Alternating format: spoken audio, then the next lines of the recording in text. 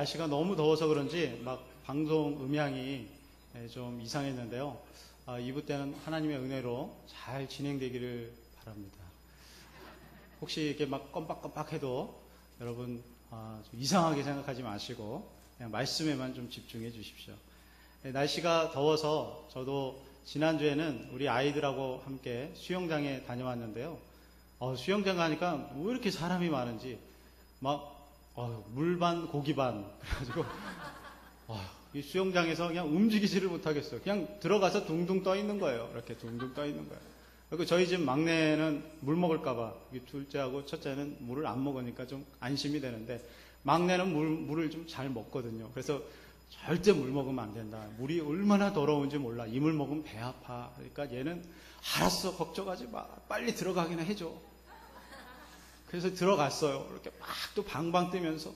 근데 표정이 안 좋아요. 물 먹은 것 같아서. 너 물 먹었지? 그러니까 안 먹었어. 아주 너무 더워서 이 살인적인 더위에 참 여러분 어떻게 지내고 있는지 모르겠습니다. 그런데 이런 살인적인 더위에도 우리에게 시원한 뉴스가 전해오고 있죠. 영국 런던에서 지금 우리에게 아주 시원한 뉴스가 전해져 오고 있습니다. 금메달 소식이죠. 금메달, 은메달, 동메달, 또 심지어는 메달을 따지 못하더라도 그 선수들이 끝까지 최선을 다해서 참 땀을 흘리는 그 모습을 보면서 이 나라를 대표해서 참 이 국가대표, 이 태극기를 단 그 젊은이의 모습을 볼 때 참 우리의 가슴을, 우리의 마음을 뭉클하게 하는 것 같습니다. 참 우리 금메달을 모두 몇 개 땄죠? 9개 땄나요? 9개 땄죠? 보니까 제가 한번 찾아보니까 양궁이 3개 땄더라고요. 정말 잘했죠. 그리고 유도가 2개, 사격이 2개, 그리고 펜싱이 2개. 그러니까 우리는 주로 이렇게 싸우는 걸 잘하더라고요. 뭐 칼로 찌르고 쏘고, 그죠? 안 되면 말 안 되면 쏴버리고. 하여튼 뭐 이렇게 싸우는 종목에서 우리가 참 많이 금메달을 땄는데 저는 여기서 끝났으면 좋겠어요. 지금 세계 4위인데 좀 더 가면 또 이제 서양인들이 잘하는 뭐 육상, 그죠? 뭐 이런 게 나오면 우리 또 순위권이 내려갈 텐데 이 금메달, 이 지금 영국이 시간차가 있으니까 막 새벽에, 그죠? 새벽에 막 금메달 소식이 전해지니까 와 그러는 거예요. 전 새벽에 4시 반에 일어나면 저희 앞집이 남녀호랑개거든요. 남녀호랑개면 남녀호랑개 그 소리를 들으면서 제가 새벽기도 나오거든요. 그러면 그 옆집에서 와, 우리 집도 와, 그리고 또 다른 집에서도 와.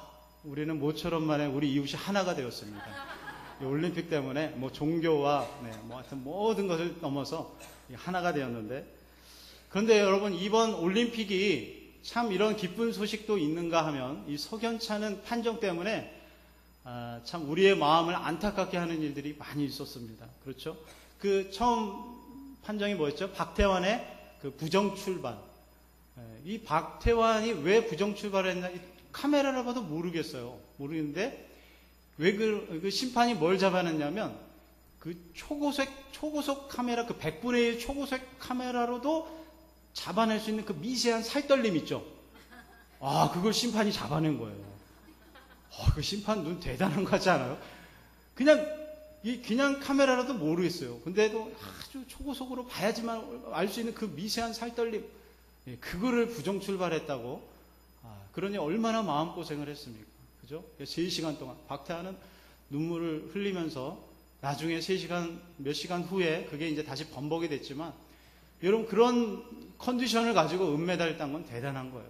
참 안타까운 일이 아닐 수 없었는데, 참 그런 박태환을 보면서 우리 아내는 얼마나 박태환을 걱정하는지 저는 기분이 정말 안 좋았어요. 유도는 연장 끝에 심판 만장일치로 이겼는데 심판위원장의 개입으로 갑자기 패배가 되었습니다. 심판 셋은 다 우리가 이겼다고 그랬는데 갑자기 심판위원장이 뭐라 하니까 갑자기 우리나라가 패배한 거야. 금메달 후보였는데 무슨 올림픽이 동네 꼬마들 딱지치기도 아니고, 그죠? 그런 웃지 못할 일이 벌어졌습니다. 5심 판정의 클라이막스는 이런 펜싱에서 나왔습니다. 마지막 1초가 어찌나 긴지 어떤 교수는 만약에 1초가 그렇게 길었다면 우리는 모두 영생했을 것이다. 그런 아주 비꼬아 비판하는 말을 했는데, 저는 그 여성 펜싱 그 사람이 그렇게 안타까울 수가 없더라고요. 제 아내는 별로 안타까워하지 않더라고요. 박태환 때보다. 네. 여러분, 스포츠 외교력인지 아니면 이 유럽 나라의 우월의식이 빚어낸 독선인지 알 수 없지만 잘못된 판정이 얼마나 선수 본인에게, 또 그의 가족들에게, 또 코치들에게, 또 심지어는 우리나라의 모든 민족들에게 얼마나 그 가슴에 비수를 꽂았는지 정말 안타까운 일이 아닐 수 없었습니다. 선수 본인은 오로지 그 한순간을 위해서, 그죠? 그 한순간의 영광을 위해서 모든 땀과 시간과 에너지와 젊음을 다 바쳤는데, 어떻게 보면 그의 평생의 결정체가 그 한 번의 시합, 그 한 번의 승부에서 나타나는 건데, 그 한 번의 오심으로 인해서 그 선수의 꿈과 미래는 한순간에 물거품이 되어버린 거예요. 얼마나 안타깝습니까? 이처럼 사랑하는 성도 여러분, 한 번의 잘못된 판정의 화살이 여러 사람의 가슴을 찌르듯이 우리가 매일매일 사용하는 한마디 한마디의 말들이, 이 언어가, 이 단어가 우리 마음을 아프게 할 수 있다는 것입니다. 왜냐하면 말은 힘이 있기 때문에 그래요. 그럼 말에는 여러분 파워가 있습니다. 그 말은 그 사람의 인격과 그 사람의 생각, 그 사람의 가치관을 담아내기 때문에 살아있는 어떤 생명체와 같은 것이 여러분 말입니다. 이 언어예요. 언어는 밖으로 나오면 여러분 주워 담을 수가 없습니다. 그 언어 때문에 여러분 얼마나 많은 사람들이 다치는지 모릅니다. 가만히 한번 생각해 보세요. 여러분, 우리가 하는 실수 가운데 가장 많은 실수를 하는 것이 말의 실수입니다. 말의 실수를 가장 많이 합니다. 왜냐하면 쉽게 할 수 있는 것이 우리가 사용하는 말이기 때문에 그렇습니다. 오늘 본문 2절에서 야고보 사도는 이렇게 말합니다. 우리 같이 한번 2절 한번 읽을까요? 시작. 우리가 다 실수가 많으니 만일 말에 실수가 없는 자면 곧 온전한 사람이라 능히 온몸에 굴레 씌우니.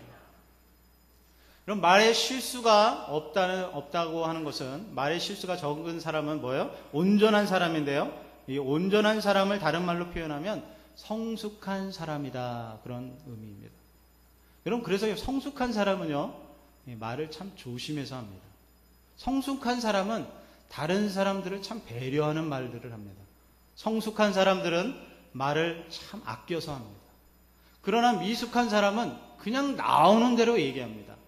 감정에 이끌려서 얘기합니다. 다른 사람들의 상황과 컨디션과 정황은 상관하지 않습니다. 그 결과만 보고 아주 비판의 가시돋친 화살을 쏘아댑니다. 여기서 말에 실수가 없는 자면 곧 온전한 사람이라 능히 온몸에 굴레 씌우리라, 그렇게 말씀하고 있습니다. 온전한 사람은 온몸에 굴레를 씌운다. 이 말은 무슨 말이냐면, 원어로 보면 이 재갈을 먹인다라는 다른 표현이에요. 이 3절하고 연결되는 것인데요. 이 재갈을 먹이는 것은 온몸을 제어한다는 것입니다. 이게 언어를 잘 제어하고 성숙하게 사용하는 그런 온전한 사람들은, 성숙한 성도들은 자신의 몸을 제어할 수 있는 그런 분별력과 의지력을 가지고 있는 사람이라 그렇게 표현하고 있는 것입니다. 3절 말씀 보겠습니다. 마치 뛰어다니는 말을 잘 제어해서 타려면 어떻게 합니까? 입에 재갈을 물리는 것처럼 우리가 언어를 잘 사용하여 실수하지 않으려면 어떻게 합니까? 그렇게 잘 우리의 언어를 제어하고 잘 다스려야 한다는 말씀입니다. 그런데 여러분, 이것은 참으로 쉽지 않다고 오늘 말씀은 우리에게 경고하고 있습니다. 7절과 8절입니다. 7절, 8절 제가 읽습니다. 여러 종류의 짐승과 새며 벌레와 해물은 다 길들므로, 다 길들일 수 있어요. 짐승들은 다 길들지만, 사람에게 다 길들지만 혀는 능히 길들일 사람이 없다. 혀는 능히 제어할 사람이 없다. 그렇게 말하고 있습니다. 쉬지 아니하는 악이요 죽이는 독이 가득한 것이라 오늘 말씀하고 있습니다. 그래서 오늘 야고보 사도는 이 말 또는 이 그 말을 하게 하는 혀의 어떤 긍정적인 면과 어떤 부정적인 면을 여러 가지 비유를 통해서 말의 힘에 대해서 말씀하고 있습니다. 먼저 4절 말씀에 보면 우리가 사용하는 말은 마치 큰 배를 움직이는 방향키와 같다, 그렇게 말씀하고 있습니다. 아무리 큰 배라 할지라도, 아무리 풍랑이 일고 거대한 여러분 바람이 불지라도 그 방향키에 의해서 그 배가 왼쪽으로도 가고 오른쪽으로도 갑니다. 그 작은 키 하나에 의해서 그 큰 배가 움직입니다. 여러분, 이 혀가, 우리의 말하는 이 새치의 혀가 작지만 이 작은 혀의 이 방향에 따라서 그 사람의 인생과 그 사람의 미래가 달라집니다.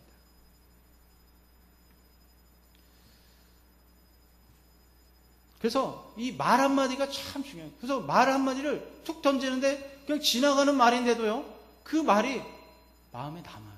마음에 남아요. 예를 들어서 우리 여자 청년들이 목사님 오늘 참 멋있게 보여요. 머리 참 멋있게 깎았어요. 그러면 그 말이 하루 종일 남아요. 그 자매가 참 성숙해 보이고요. 참 말을 잘한다 하면서. 근데 목사님 좀 이렇게 오늘따라 이렇게 피곤해 보이고 부시시해요. 그러면 어찌나 그 자매가 참 미성숙하고 네? 다음부터 이렇게 얘기도 하기 싫고 그런지. 이 말이라는 게 그래요. 이게 그냥 지나가는 얘기로 한 건데도, 그냥 작은 칭찬인데도 남아요. 작은 지적인데도 그게 또 괜히 마음에 남아요. 여러분, 우리 아이가 달라졌어요 라는 프로그램 저도 몇 번 봤는데요. 여러분 보셨을 것입니다. 이렇게 보면 그 아이가 문제가 있는 경우도 있지만 대개는 그 부모가 쓰는 언어, 그 부모가 쓰는 그 사용하는 그 언어와 그 생활 습관, 그 패턴들, 그 가정 교육, 그런 모습이 더 문제가 될 때가 많습니다. 그래서 보면 그 아이를 위해서 이렇게 잘 체킹해가지고 잘 이렇게 훈련하고 습관을 잘 길러주는 것도 있지만, 고집도 이렇게 고쳐주고 하는 것도 있지만, 그 부모 상담도 하고 그 부모의 어떤 치유를 위해서 상담도 하고 이게 필요한 부분들을 채워줍니다. 부모가 쓰는 그 툭툭 던지는 말들이 그 자녀들에게 큰 영향을 미치는 것이죠. 그리고 유고의 작은 성당에서 성찬식을 할 때 이런 일이 있었다고 합니다. 그 신부가 성찬식을 할 때, 그 천주교는 화채설을 믿잖아요. 그래서 우리는 이제 그 영적인 기념설인데, 이 천주교는 화채설이라 이 포도주와 그 빵이 예수님이에요. 진짜 예수님이에요. 그래서 완전히 그거를 떨어뜨린 날은, 그래서 그 사람들은 우리가 이렇게 집어 먹는 게 아니라 그 사람들은 신부가 이렇게 집어서 줘요. 예수님의 살이 떨어질까봐. 어떤 데는 포도주를 안 주는 데도 있어요. 이게 먹다가 흘릴까봐. 근데 그 수종들은 아이가 있었는데 그거를 떨어뜨린 거예요. 이 포도주를 탁 떨어뜨린. 그래가지고 이 신부가 얼마나 화가 났는지 그 자리에서 그 아이의 뺨을 한 대 탁 치면서 아주 거세게 때려치면서 다시는 이 재단에 나타나지 마라. 너 같은 녀석은 아무 소용이 없다. 쓸모가 없다 하면서 뺨을 한 대 때려버리고 내보낸 거예요. 그 아이는 그때 그 받은 상처로 인해서 그 다음부터 다시는 그 성당에 가지 않았습니다. 여러분, 그 아이가 커서 누가 됐는지 아십니까? 그 유고슬라비아의 반기독교주의자인 티토가 되었다고 합니다. 그 사람이 티토입니다. 그 어린 시절 그 신부에게 받은 그 상처, 그 한마디, 다시는 이 재단에서 나타나지 말아라. 그 한마디 때문에 여러분, 이 작은 아이는 커서 아주 기독교를 핍박하는 그런 지도자가 되었다고 합니다. 반대로 여러분, 말 한마디의 말이 그 사람의 환경과 미래를 바꿀 때가 있습니다. 어느 청소년이 밤낮 참 유흥가에 가고, 그리고 아버지의 돈을 훔쳐서 그리고 친구들과 어울려 다니는 그런 아이가 있었습니다. 그리고 경찰서를 자기 집 그냥 드나들듯이 왔다 갔다 하면서도 또 심지어는 결국 교도소에도 다녀온 그런 친구가 있었습니다. 그런 청소년에게 한 목사님이 그 아이를 잡고 눈물을 흘리면서 기도해 주면서 상담을 해 주었습니다. 지오지, 우리는 하나님의 선택을 받은 하나님의 자녀들이다. 하나님이 선택한 자녀들은 절대 그 자녀를 포기하지 않는다. 그러니까 지금 당장 너의 그런 나쁜 습관들을 고칠 수는 없어도 하나님께서 은혜를 주시면 고칠 수 있을 거야. 우리 같이 기도하자. 그리고 다음부터는 우리 함께 교회 생활하면서 잘 우리 같이 생활하자 하면서 격려해주고 따뜻하게 그렇게 위로해줬다고 합니다. 여러분, 그 다음부터 이 조지라는 학생이 그 나쁜 버릇을 멀리하게 되고 결국엔 나중에 또 목사님이 되어서 여러분 이 사람이 5만 번의 기도 응답을 받은 조지 뮬러가 되었다고 합니다. 3,000명 이상의 고아를 먹이는 그런 정말 인류 기독교 역사상에 가장 위대한 참 기도하는 사람의 한 사람으로서 귀하게 쓰임 받았다고 합니다. 참 이 예화를 접하면서 참 저희 초등학교 때 선생님이 참 기억났어요. 저희 초등학교 5학년 때 선생님이 이 도벽 있는 우리 아이들이 좀 있었거든요. 우리 학생들이 있었는데 얼마나 잘 훔치는지 몰라요. 그냥 문방구 들어갔다 나오면 무슨 연필, 뭐 칼, 뭐 이런 거, 뭐 먹는 거 이렇게 불량식품, 뭐 이렇게 쫀득이 이렇게 노랑 이런 거 있죠. 그런 거 이렇게 한 무등씩 가지고 나와요. 과일 가게도 쓱 가면 귤이 몇 개씩 이렇게 정말 잘 이렇게 훔치는데 은사가 있는 애들이 있었는데, 이 사실을 우리 담임 선생님이 안 거예요. 우리 담임 선생님이 참 그때 결혼 안 하신 참 20대 후반의 선생님이셨는데 참 순수하시고 마음이 착하신 분이었어요. 근데 그런 아이들을 두고 막 우시면서 다 혼내줬어요. 아주 따끔하게 혼내줬어요. 자기도 울면서 혼내주고 이 훔친 곳을 다 적어라 그래가지고 다 적었어요. 문방구, 과일 가게, 뭐 어디 뭐 이렇게 다 적었어요. 그리고 뭐 훔쳤는지 다 적어라 해서 다 적어가지고 그 가격만큼 돈을 다 줬어요. 우리 선생님 돈을 줘가지고 가서 잘못됐다고 용서를 빌어라. 그리고 그 돈을 꼭 돌려주고 와라. 여러분, 그러니까요, 그 문방구 아저씨가 그리고 과일 가게 아저씨가 용서 안 해주겠습니까? 그 조그만 5학년 녀석들이 와가지고 울면서 잘못했다고 돈까지 가져왔는데 어떤 사람은 그냥 돈은 안 줘도 되니까 다음부터 그러지 말라, 뭐 그런 경우도 있었다고 합니다. 그 다음부터 우리 그 아이들이요, 제가 볼 때는 없었습니다. 그런 일이 그 이후로는 없었습니다. 그게 참 유행처럼 막 그런 일들이 있었는데, 만약에 여러분 그때 안 잡아줬으면 어떻게 됐습니까? 이 바늘도둑이 소도둑 된다고 그러잖아요. 참 그 선생님이 눈물을 흘리면서 그냥 혼내기만 하지 않고 가서 철저하게 회개하게 하고 돌이킬 수 있는 기회를 줬기 때문에 참 그렇게 참 방향을 잘 잡을 수 있었던 것 같습니다. 여러분, 오늘 말씀에 보면 이런 방향키와 같다고, 이 말은 참 방향키와 같다고, 이게 방향을 결정해줄 좋은, 아주 방향키와 같은 좋은 구실을 하지만, 또 우리 5절에 보면, 5절 말씀에 보면 또 무서운 불과 같다, 그렇게 비유하고 있습니다. 우리 5절과 6절 같이 한번 읽을까요? 5절과 6절 같이 있습니다. 시작. 이와 같이 혀도 작은 지체로 돼 큰 것을 자랑하도다. 보라, 어떻게 작은 불이 어떻게 많은 나무를 태우는가. 혀는 곧 불이요, 불의의 세계라. 혀는 우리 지체 중에서 온몸을 더럽히고 생의 바퀴를 불사르나니 그 사르는 것이 지옥불에서 나느니라. 작은 불이지만 어떻게 됩니까?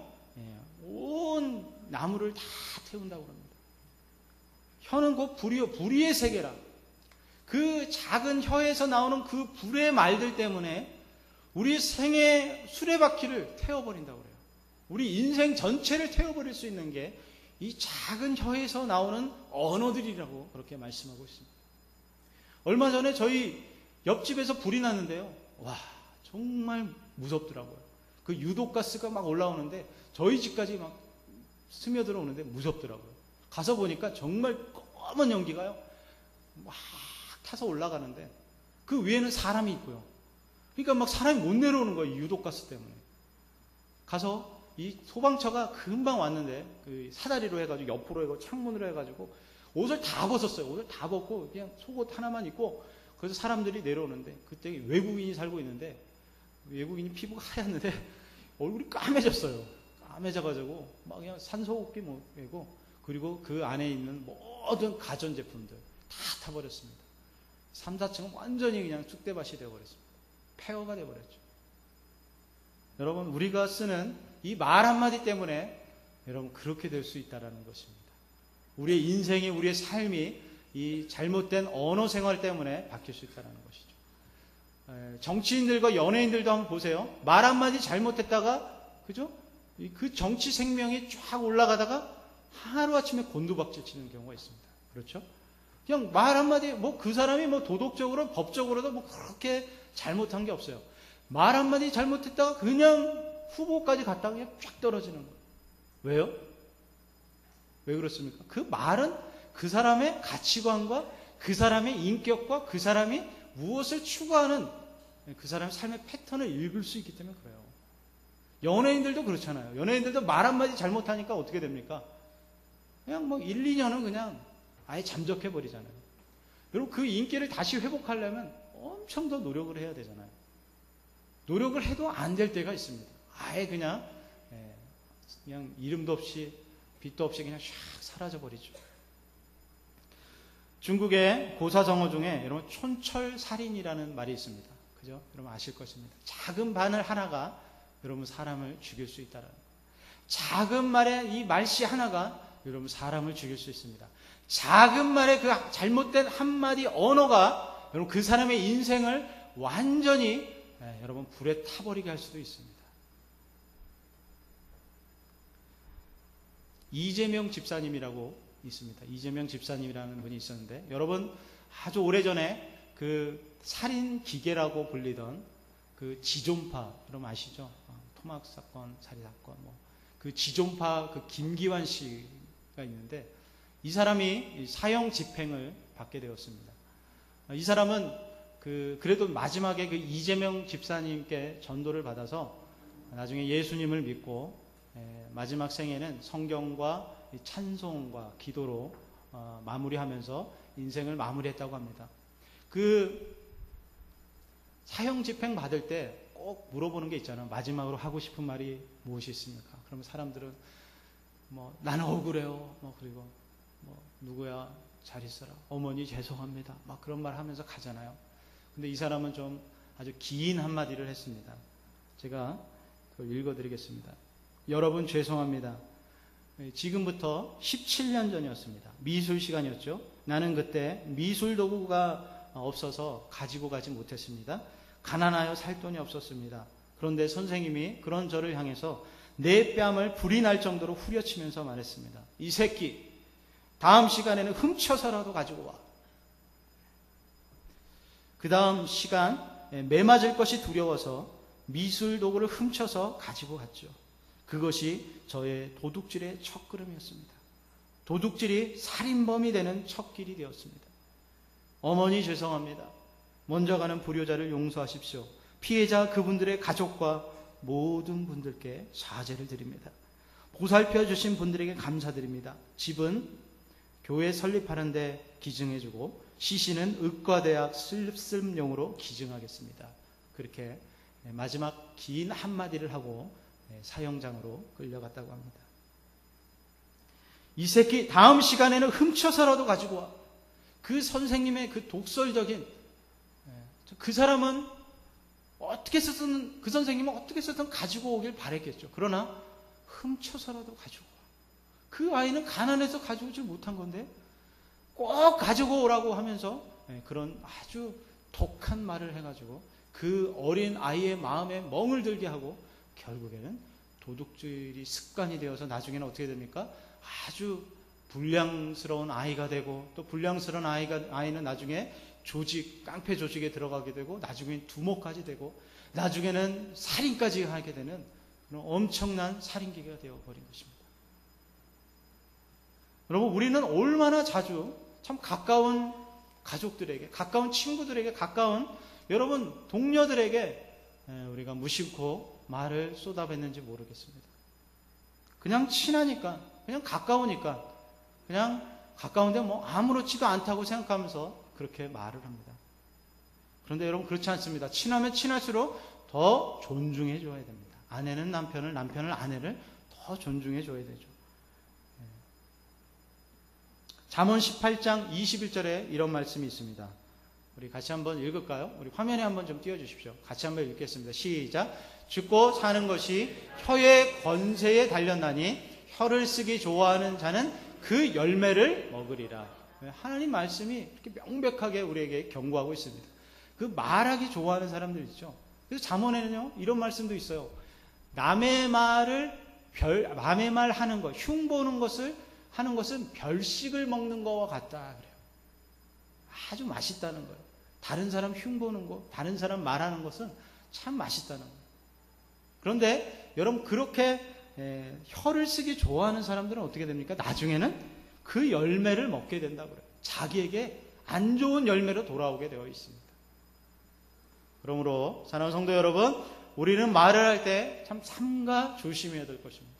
가장 가까운 아내부터, 가까운 남편부터, 가까운 자녀부터, 직장 동료부터 우리는 이 말하는 것에서 여러분 조심하고 삼가야 될 것입니다. 여러분 그렇게 조심하는 자가 성숙한 신자입니다. 그렇게 조심한 자가 온전한 여러분 신자라고, 온전한 사람이라고 오늘 말씀하고 있습니다. 제가 재미있는 리서치를 찾아봤는데요. 리서치 조사한 게 있는데 아내가 남편에게 듣기 싫은 말들이 있어요. 아내가 남편에게 듣기 싫은 말이 있습니다. 아주 상처받는 말이 있어요. 그게 뭐냐면 우리 남편들 잘 들어주세요. 열심히 준비한다고 이렇게 반찬을 탁 차렸는데, 밥을 해왔는데 이런 말을 하는 거예요. 어우, 먹을 반찬이 이거밖에 없어? 야, 정말 간이 밖으로 나온 남자예요. 그냥 주는 대로 먹어야 되는데, 여보 너무 맛있어 하면 다음에 더 맛있는 게 나올 텐데, 이게 먹을 반찬이 없네. 그리고 또 집에 들어와서 이런 말을 합니다. 제발 집 좀 깔끔하게 해놓고 살자, 제발. 이런 말을 참 싫어한다고 합니다. 깔끔하게 하고 살고 싶죠. 근데 애들 키우다 보면 또 그러지 못할 때가 있잖아요. 그리고 또 이런 말 합니다. 당신 왜 허리가 없어졌어? 살 좀 빼라. 일자가 됐네. 막 하면서. 애 키우다 그렇게 된 거 아닙니까? 그죠? 애 키우고 남편 이렇게 열심히 그냥 내조하다 보니까, 그죠? 드럼통이 된 건데, 여러분, 그런 거 가지고 여러분, 이렇게 툭툭 던지는 말로 인해서 상처를 준다는 것이죠. 이런 말을 하면, 여러분, 남편들이 이런 말을 하면 아내는 정말, 이 남자와 살고 싶지 않다, 이런 심정이 든대요. 당신이 정치에 대해서 뭘 알아? 당신이 뭘 안다고 그래? 이런 말 할 때. 아주 무시하는 그런 말 할 때 여성은 아주 자존심을 상한다고 합니다. 그리고 또 여러분 여성들이 이렇게 머리 하면 이게 좀 알아주면 좋아한대요. 당신 머리 했네. 요 말 해주는 거 이거 아무런 것도 아닌데 참 좋아한다고 합니다. 근데 제 아내는 뭐 머리 해도 한 것 같기도 하고 안 한 것 같기도 하고 참 어려울 때가 있는데, 그래서 딱 머리를 이제 힘껏 이렇게 힘주고 왔는데 뭐라고 하냐면, 머리 모양이 그게 뭐야? 어떻게 좀 해봐. 그러는 거예요. 그럼 아내는 이렇게 말합니다. 왜? 내 머리가 어때서? 지읒 미용실에서 예쁘게 해준 건데. 물건을 오래간만에 산 아내에게 이런 말을 합니다. 물건 괜찮네. 이게 아니라 또 샀어? 그거 얼마짜리야? 얼마짜리야? 얼마짜리가 남편은 더 중요한 거예요. 마치 아내가 참 쇼핑 중독자처럼 막 몰고 가는 거야. 오래간만에 큰맘 먹고 산 건데. 그리고 아내를 부를 때 야 할 때 참 기분 나쁘대요. 여성들은. 야, 여보, 좋은 말 있잖아요. 여보, 달링, 이런 말은 안 해도 좋아요. 그런데 야 그런데 야 어떤 사람 어이 그런데 이럴 때 좀 기분이 아주 안 좋다고 합니다.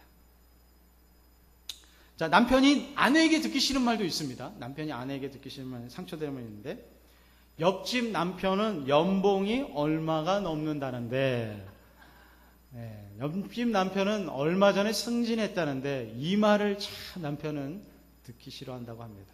특히 다른 남편하고 비교할 때. 그죠? 그렇게 비교하려면 그 남편하고 살든가. 속으로 이제 그런 마음 들겠죠, 남편들은. 차마 이불을 못하죠.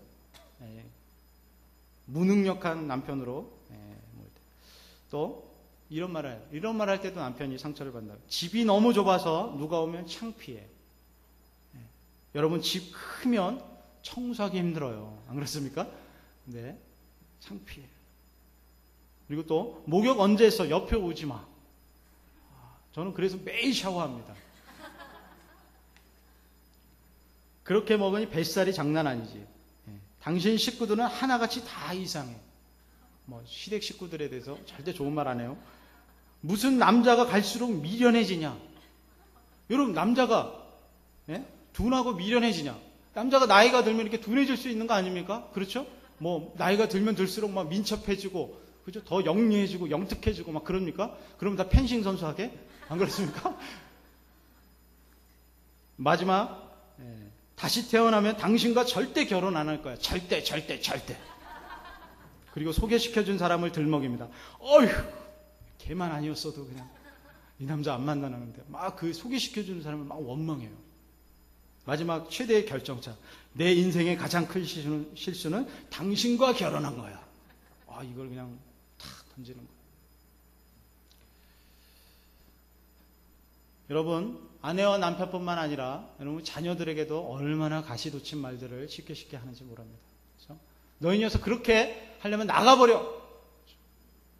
제가 얼마 전에 제 큰아이 보고 너 그렇게 동생들하고 싸우면 나가 그러니까 진짜 나가더라고요. 나가서 갑자기 걱정이 되더라고요. 어디 갔다 왔어? 하늘공원 갔다 왔는데요. 그러더라고요. 막 그냥 막 던지는. 저도 참 이 설교를 준비하면서 개인적으로 많은 반성을 했는데요. 우리 자녀들, 청소년들, 특히 청년들 엄마한테 너무 함부로 말을 해요. 그냥 쉽게 짜증내고. 그죠? 엄마가 무슨 짜증 받아내는 기계입니까?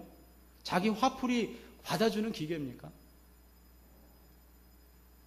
사랑하는 성도 여러분, 우리가 말을 잘 사용하면 다른 사람들을 살리기도 하고 여러분 낙심해 있는 사람들에게 용기를 줄 수 있습니다. 우리 예수님은 권세 있는 말씀으로, 그 말씀 사역으로 죽어가는 많은 사람들을 살렸습니다. 세리도 살렸습니다. 여러분 창기들도 살렸습니다. 그리고 안준뱅이도 살렸습니다. 많은 문영혼들을 향해서 하나님의 말씀을 통하여서 입에 생명력이 있는 말씀의 권세를 가지고 많은 영혼들을 살게 했습니다. 부디 내가 만나는 모든 사람들에게 마음과 감정을 태워버리는 그런 불의 말들이 아니라 생명의 말, 소망의 말, 위로의 말, 그리고 남을 세워주는 생명을 불어넣는 저와 여러분이 되시기를 주님의 이름으로 축원드립니다. 마지막으로 야고보 사도는 성도의 언어 생활이 일관되게 거룩해야 함을 말씀합니다. 이중적이고 외식적인 모습에서 벗어날 것을 지적하고 있습니다. 우리 9절과 10절 같이 한번 큰 소리로 한번 읽겠습니다. 9절과 10절입니다. 시작!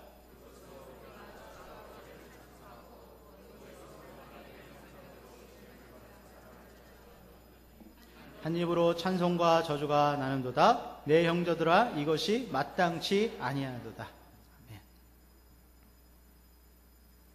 그 성공하는 사람들의 7가지 습관이라는 책을 다 아실 것입니다. 그 책을 저도 학교 다닐 때 아주 필독서로 읽었는데요. 아주 엄청난 베스트셀러였죠. 그래서 코비 신드롬이 있었습니다. 그런데 그 스티븐 그 코비 박사가 얼마 전에 별세했어요. 별세했죠. 그런데 그 책의 저자 코비 박사는 정작 그 자신이 컨설팅 회사를 설립을 했는데 그 프랭클린 코비라는 그런 회사였어요. 근데 그 경영할 때 그가 주장했던, 그가 원칙을 내세웠던 그 7가지 습관, 그리고 경영 어떤 방침이라든지 그런 방침에 의해서 경영한 게 아니었어요.